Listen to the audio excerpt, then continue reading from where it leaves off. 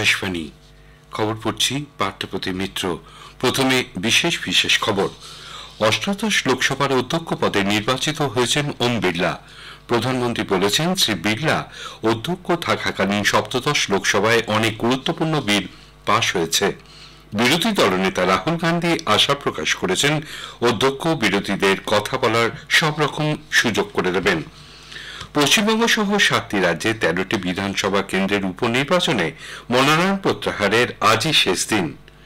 কেন্দ্রীয় তদন্তকারী দল নিট পরীক্ষা কেলেঙ্কারি তদন্তে আজ মহারাষ্ট্রের বিতে পৌঁছেছে। আজ আন্তর্জাতিক মাদক ব্যবহার ও মাদক পাচার বিরোধী দিবস। কেনিয়ায় নতুন কর কাঠামোর প্রতিবাদে বিক্ষোভ কর্মসূচি ঠেকাতে পুলিশের গুলিতে কমপক্ষে 5 বিক্ষোভকারীর মৃত্যু। আসছি বিস্তারিত খবরে। রাজস্থানের কোটার সাংসদ ওম বিড়লা অষ্টাদশ লোকসভার অধ্যক্ষ পদে নির্বাচিত হয়েছেন। আজ সংসদে ধ্বনি ভোটে শ্রী বিড়লাকে জয়ী বলে ঘোষণা করেন অধ্যক্ষ প্রতিম ভর্তৃহরি মহতাব। এর আগে প্রধানমন্ত্রী নরেন্দ্র মোদী ওম বিড়লার নাম অধ্যক্ষ পদের জন্য প্রস্তাব করেন। প্রস্তাবটিকে সমর্থন জানান প্রবীণ সাংসদ তথা প্রতিরক্ষা মন্ত্রী রাজনাথ সিং। বিরোধীদের পক্ষে কে সুরেশের নাম স্পিকার পদের জন্য প্রস্তাব করা হয়। প্রধানমন্ত্রী নরেন্দ্র মোদী, সংসদীয় বিষয়ক মন্ত্রী কিরেন রিজিজু এবং বিরোধী দলনেতা কংগ্রেসের রাহুল গান্ধী শ্রী বিড়লাকে অধ্যক্ষের আসনের দিকে এগিয়ে দেন। অধ্যক্ষ পদে নির্বাচিত হওয়ার পর ওম বিড়লা বলেন, 18वीं लोकसभा हमारे एक नए विजन और नए संकल्प की सभा होनी चाहिए। देश के समक्ष ज्वलंत मुद्दों पर सार्थक चर्चा संवाद हो और विकसित भारत के संकल्प को पूरा करने के लिए इच्छा शक्ति के साथ ये संकल्प काम करे। मुझे प्रसन्नता है कि इस लोकसभा में 281 माननीय सदस्य पहली बार चुन के आए। मैं सदन की ओर से उनका अभिनंदन करता हूँ। এর আগে প্রধানমন্ত্রী ধন্যবাদ সূচক ভাষণে বলেন, শ্রী বিড়লা সপ্তদশ লোকসভা অত্যন্ত দক্ষ হাতে পরিচালনা করেছেন। তার কার্যকালে অনেক গুরুত্বপূর্ণ বিল সংসদে গৃহীত হয়েছে। সরকারি পক্ষের পাশাপাশি বিরোধীদের কাছেও মিতবাক ওম বিড়লা যথেষ্ট জনপ্রিয় বলে তিনি উল্লেখ করেন। প্রধানমন্ত্রী বলেন, বলরাম জাখরের পর ওম বিড়লাই টানা দ্বিতীয়বার 5 বছরের মেয়াদে লোকসভার অধ্যক্ষ পদে নির্বাচিত হলেন। आदरणीय अध्यक्ष महोदय, ये सदन का सौभाग्य है कि आप दूसरी बार इस आसन पर विराजमान हो रहे हैं। आपको और इस पूरे सदन को मेरी तरफ से मैं बहुत बहुत बधाई देता हूँ। हम सबका विश्वास है कि आप आने वाले 5 साल हम सबका मार्गदर्शन भी करेंगे और देश की आशा अपेक्षाएं पूर्ण करने के लिए अपना दायित्व निभाने में आपकी बहुत बड़ी भूमिका रहेगी। বিরোধী দলনেতা কংগ্রেসের রাহুল গান্ধী শ্রী বিড়লাকে অভিনন্দন জানান। নিজের বক্তব্যে শ্রী গান্ধী বলেন, বিরোধী দলগুলি সবার কাজ পরিচালনায় অধ্যক্ষকে সব রকম সহায়তা দিতে প্রস্তুত। অধ্যক্ষ বিড়লা বিরোধীদের সংসদের কথা বলার যথেষ্ট সুযোগ দেবেন বলে তিনি আশা প্রকাশ করেন। Speaker sir, I'd like to congratulate you for your successful election. For the second time that you have been elected, I'd like to congratulate you on behalf of the entire opposition. This house represents the voice of India's people, and you, Speaker sir, are the final arbiter. কেন্দ্রীয় মন্ত্রী প্রহ্লাদ যোশী লোকসভায় অধ্যক্ষের পদে কংগ্রেসের প্রার্থী দেওয়ার সিদ্ধান্তের কড়া সমালোচনা করেছেন। আজ সংসদের বাইরে সাংবাদিকদের কাছে শ্রী যোশী বলেন, সরকার ডেপুটি স্পিকার পদের জন্য আলোচনা করতে রাজি থাকলেও পূর্ব শর্ত আরোপ কাম্য নয়। অন্যদিকে কেন্দ্রীয় মন্ত্রী রাজীব রঞ্জন ওরফে লালন সিং বলেন, বিরোধীরা লোকসভা অধ্যক্ষের মতন পদকে নিয়েও চাপের রাজনীতি করছে। এদিকে কংগ্রেস সভাপতি মল্লিকার্জুন খাড়গে বলেন, অধ্যক্ষ পদ নিয়ে সরকারের সঙ্গে বিরোধীদের কোনো আলোচনাই হয়নি। পশ্চিমবঙ্গে 4টি সহ 7টি রাজ্যের 13টি বিধানসভা কেন্দ্রের উপনির্বাচনে মনোনয়ন প্রত্যাহারের আজই শেষ দিন। ভোট নেওয়া হবে 10 জুলাই, 13 জুলাই ভোট গণনা। বাকি 6টি রাজ্য হল বিহার, মধ্যপ্রদেশ, তামিলনাড়ু, উত্তরাখণ্ড, পাঞ্জাব, হিমাচল প্রদেশ। পশ্চিমবঙ্গে 4টি আসন হল নদিয়া, রানাঘাট দক্ষিণ, উত্তর 24 পরগনার বাগদা, কলকাতার মানিকতলা এবং উত্তর দিনাজপুরের রায়গঞ্জ। এই 4 কেন্দ্রের জন্য আজ থেকে কেন্দ্রীয় বাহিনী মোতায়েন করা হবে। মোট 55 কোম্পানি বাহিনীর মধ্যে 47 কোম্পানি কেন্দ্রীয় বাহিনী ব্যবহার করা হবে ভোটের কাজে। নাগাল্যান্ডে পৌর সংস্থাগুলির নির্বাচনে আজ ভোট গ্রহণ চলছে। 3টি পুরসভা ও 11টি নগর পরিষদের 214টি ওয়ার্ডে 420টি কেন্দ্রে সকাল 7:30 ভোট গ্রহণ শুরু হয়েছে, চলবে বিকেল 4টে পর্যন্ত। এই প্রথম মহিলাদের জন্য 33% আসন সংরক্ষণ করা হয়েছে। মোট 523 জন প্রার্থী প্রতিদ্বন্দ্বিতার আসরে রয়েছেন। 64 জন প্রার্থী ইতিমধ্যেই বিনা প্রতিদ্বন্দ্বিতায় জয়ী হয়েছেন। উল্লেখ্য, এর আগে শেষবার 2004 সালে পুরো নির্বাচন হয়েছিল। সুপ্রিম কোর্ট আবগারি নীতি কেলেঙ্কারি মামলায় দিল্লির মুখ্যমন্ত্রী অরবিন্দ কেজরিওয়ালের অন্তর্বর্তী জামিন দিল্লি হাইকোর্টে স্থগিতাদেশ দেওয়ায় বিরোধিতা করে দায়ের আবেদনটি প্রত্যাহারের অনুমতি দিয়েছে।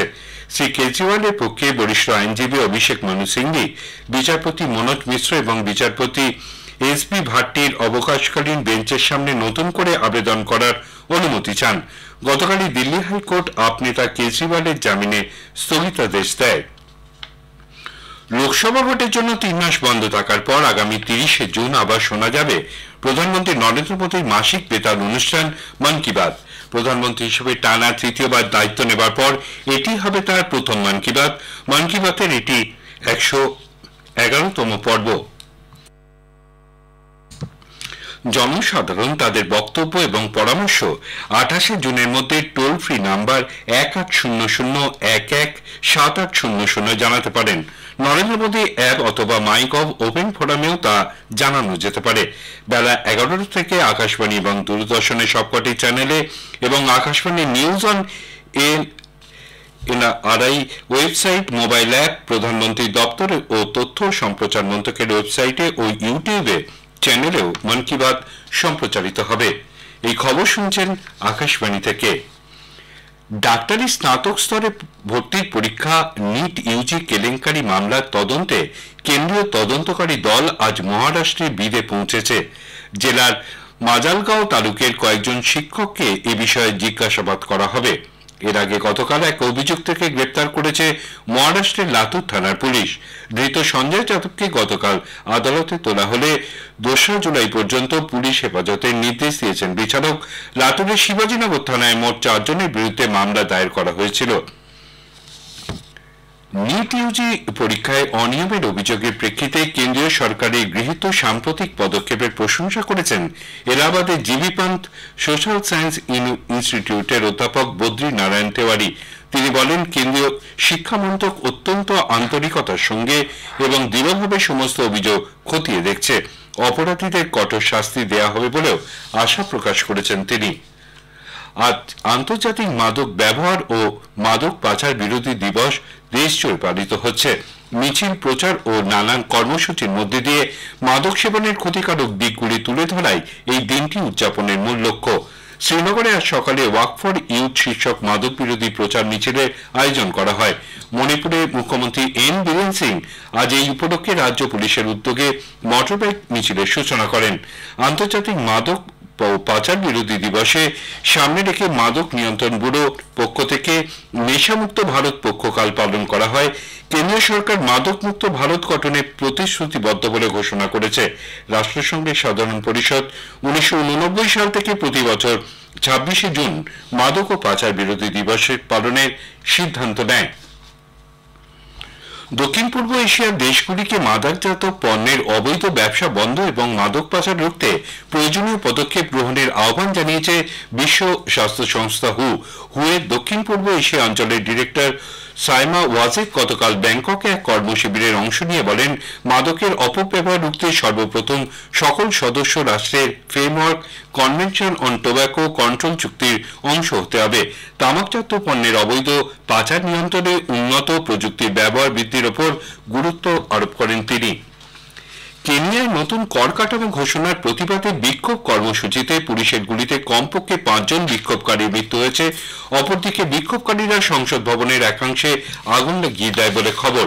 বিক্ষোভকারীরা রাজধানী নাইরোবিতে পুলিশের সমস্ত বাধা অতিক্রম করে সংসদ ভবনে প্রবেশ করে আগুন ধরিয়ে দেয় বলে অভিযোগ। বিক্ষোভকারীদের ছত্রভঙ্গ করতে পুলিশ গুলি চালালে কমপক্ষে 5 জনের মৃত্যু হয়েছে। শেষ করার আগে খবরের বিশেষ অংশ আরেকবার। অষ্টাদশ লোকসভার অধ্যক্ষ পদে নির্বাচিত হয়েছেন ওম বিড়লা। প্রধানমন্ত্রী বলেছেন, শ্রী বিড়লা অধ্যক্ষ থাকাকালীন সপ্তদশ লোকসভায় অনেক গুরুত্বপূর্ণ বিল পাশ হয়েছে। বিরোধী দলনেতা রাহুল গান্ধী আশা প্রকাশ করেছেন, অধ্যক্ষ বিরোধীদের কথা বলার সব রকম সুযোগ দেবেন। খবর শেষ হলো।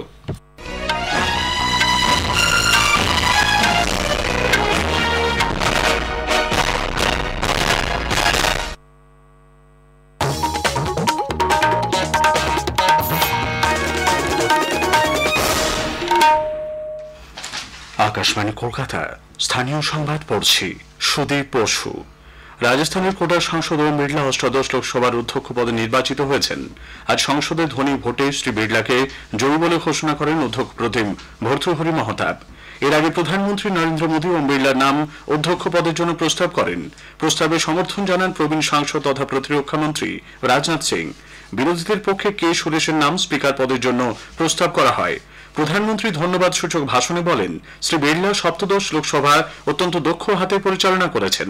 অষ্টাদশ লোকসভাও তিনি একইভাবে পরিচালনা করবেন বলে আশা প্রকাশ করেন প্রধানমন্ত্রী। आदरणीय अध्यक्ष महोदय, ये सदन का सौभाग्य है कि आप दूसरी बार इस आसन पर विराजमान हो रहे हैं। आपको और इस पूरे सदन को मेरी तरफ से मैं बहुत बहुत बधाई देता हूँ। বিরোধী দলনেতা কংগ্রেসের রাহুল গান্ধী শ্রী বিড়লাকে অভিনন্দন জানান। নিজের বক্তব্যে শ্রী গান্ধী বলেন, বিরোধী দলগুলি সভার কাজ পরিচালনায় অধ্যক্ষকে সব রকমের সহায়তা দিতে প্রস্তুত। We are confident that by allowing the opposition to speak, by allowing us to represent the people of India, you will do your duty of defending the Constitution of India. অষ্টাদশ লোকসভায় বিরোধীদের পাশ কাটিয়ে কোনো বিল যাতে না অনুমোদন পায় সে ব্যাপারে আশা প্রকাশ করেছেন তৃণমূল কংগ্রেসের লোকসভার দলনেতা Sudip Bandyopadhyay. Honorable Prime Minister has mentioned about the introduction and passing of so many bills in the House. We appreciate, but it has happened also only by introducing the bills. It has been passed without any discussion. Sir, I would humbly submit you that let some positive decisions be adopted, that bills be tabled, bills be discussed in a proper manner. এদিকে ধ্বনি ভোটে অধ্যক্ষ নির্বাচনের বিরুদ্ধে সরব হয়েছে তৃণমূল কংগ্রেস। দলের সাধারণ সম্পাদক অভিষেক বন্দ্যোপাধ্যায় আজ লোকসভার বাইরে বলেন, বিরোধীরা ডিভিশন চাইলেও অধ্যক্ষ প্রতিম তা উপেক্ষা করেছেন। और रूल्स ये कहता है कि एक मेंबर भी डिवीजन मांगे तो आपको डिवीजन देनी पड़ेगी। आपने वो नहीं दिया, क्यों नहीं दिया ये तो प्रोटेम स्पीकर ही बता सकते हैं। सर राहुल जो चेयर पे बैठे थे वो बता सकते हैं, but this is against the rule, this is immoral, this is unethical and this is unconstitutional. Lok Sabha নির্বাচনের পরে রাজ্য মন্ত্রিসভার আজ প্রথমবার বৈঠকে বসতে চলেছে। মুখ্যমন্ত্রী মমতা ব্যানার্জির পৌরোহিত্যে বিকেল ৩টায় নবান্নে বৈঠকে উপস্থিত থাকার জন্য মন্ত্রিসভার সব সদস্যদের নির্দেশ দেওয়া হয়েছে। নির্বাচনে আদর্শ আচরণবিধি জারি থাকায় রাজ্যে যেসব উন্নয়নমূলক প্রকল্পের কাজ আটকে ছিল সেগুলি দ্রুত শুরু, কিছু শূন্য পদের নিয়োগ সহ আজকের বৈঠকে বেশ কয়েকটি গুরুত্বপূর্ণ বিষয়ে সিদ্ধান্ত নেওয়া হতে পারে। রাজ্যে 4টি বিধানসভা আসনের উপনির্বাচনের জন্য মনোনয়ন প্রত্যাহারের সময়সীমা আজ শেষ হচ্ছে। এই আসনগুলিতে আজ থেকেই মোতায়েন হতে চলেছে 55 কোম্পানি কেন্দ্রীয় বাহিনী। নদিয়া, রানাঘাট, দক্ষিণ উত্তর 24 পরগনার বাগদা, কলকাতার মানিকতলা এবং উত্তর দিনাজপুরের রায়গঞ্জের বিভিন্ন এলাকায় আজ থেকেই বাহিনী রুট মার্চ করবে। শান্তি শৃঙ্খলা বজায় রাখতে নজরদারিও চলবে। 55 কোম্পানির মধ্যে 47 কোম্পানি কেন্দ্রীয় বাহিনী ব্যবহার করা হবে ভোটের কাজে। সুলভ মূল্যে সবজি ক্রেতাদের হাতে পৌঁছে দিতে রাজ্য সরকার কলকাতা ও লাগোয়া এলাকায় আরো 11টি সুফল বাংলা স্টল চালু করেছে। লেক মার্কেট, সল্টলেক, রাজারহাট, নিউটাউন মতো এলাকায় এই স্টলগুলি চালু হয়েছে বলে আজ নবান্ন থেকে জারি করা এক বিবৃতিতে জানানো হয়েছে। এই স্টলে খোলা বাজারের তুলনায় 10 থেকে 20% পর্যন্ত কম দামে বিভিন্ন সবজি পাওয়া যাচ্ছে। মুখ্যমন্ত্রীর নির্দেশের পর আজও কলকাতায় জবরদখল মুক্তি অভিযান চলছে। হাওড়ার 18 নম্বর ওয়ার্ডের বেনিমাধব মুখার্জি লেনে ভেঙে দেওয়া হয়েছে বেআইনি নির্মাণ। আরও বেআইনি নির্মাণের উপর নজরদারি চলছে বলে জানিয়েছে পুরসভা। সল্টলেকে বুলডোজার দিয়ে ভেঙে দেওয়া হয়েছে ফুটপাত দখল করে থাকা দোকান।